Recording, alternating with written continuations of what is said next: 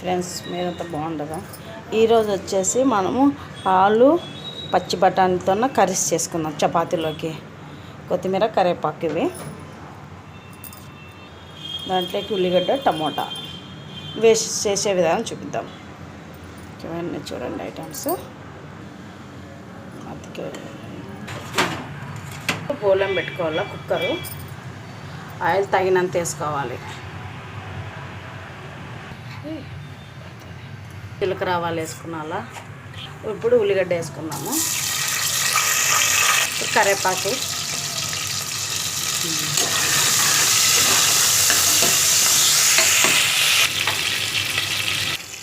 మెంతం కూర,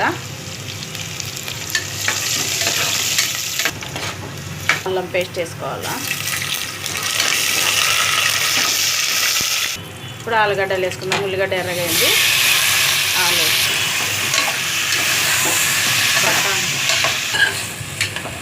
పసుపు తగినంత, ఉప్పు తగినంత వేసుకోవాలి.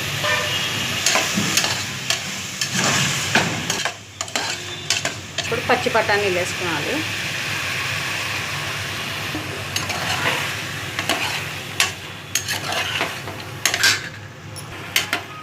టమాటా వేసుకున్నాలి. ఇప్పుడు కారం తగినంత,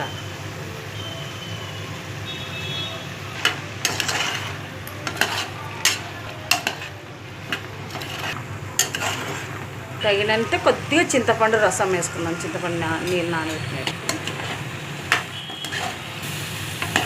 తగినంత ధనియాల పొడి, కొద్దిగా జీలకర్ర పొడి వేసుకున్నాం. జీలకర్ర పొడి వేసుకున్నాము, మిరియాల పొడి వేసుకున్నాము.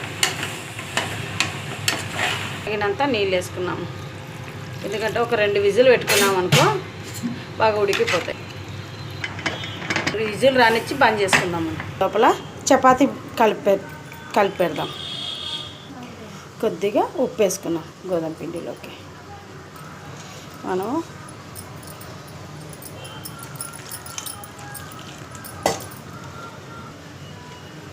కొంచెం ఆయిల్ వేసి చూపిస్తా. ఆయిల్ ఇంకొంచెం వేస్తాను. ఆయిల్ వేసి బాగా మెత్తగా పిసుకొని ఒక అర్ధగంట సేపు నానబెట్టుకుందాం చపాతీ పిండి. చపాతీ కలుపుకోవడం అయిపోయింది. చపాతీ దిక్కుందాం. బాగా మెత్తగా నానిపోయింది. మనం చపాతీ దిక్కుందాం. ఇప్పుడు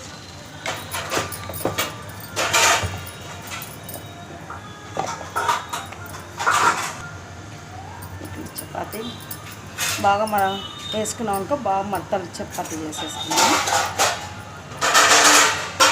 ఆలు రెడీ అయింది. మనం కర్రీ చూద్దాం. ఆలు కర్రీ మెత్తగా అయిపోయింది. బాగా ఆలు రెడీ అయిపోయింది. ఇంకా దించేసుకుందాం. గ్యాస్ నుండి కొత్తిమీర వేసుకుందాం. తగినంత కొత్తిమీర. కర్రీ అయిపోయింది, దించేసుకుందాం. ఇంకా ఆలు రెడీ అయిపోయింది, దించేసుకుందాం. ఇంకా గ్యాస్ ఆఫ్ చేసుకుందాం. ఇప్పుడు మొత్తం పెట్టుకున్న చపాతీలు మనం ఇట్లా తిక్కేసుకోవాలన్నమాట. ఒక మెత్తగా వస్తాయన్నట్టు మడతల పైన తిక్కుంటే మనం బాగా ఇట్లా ముళ్ళలు తిక్కోవాలి.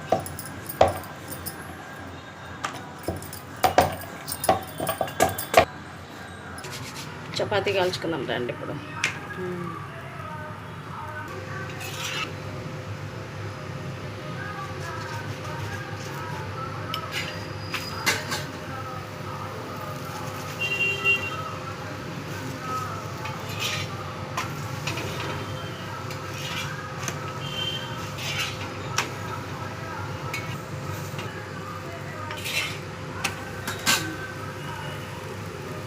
ఇట్లా ఇంకేమొద్దు.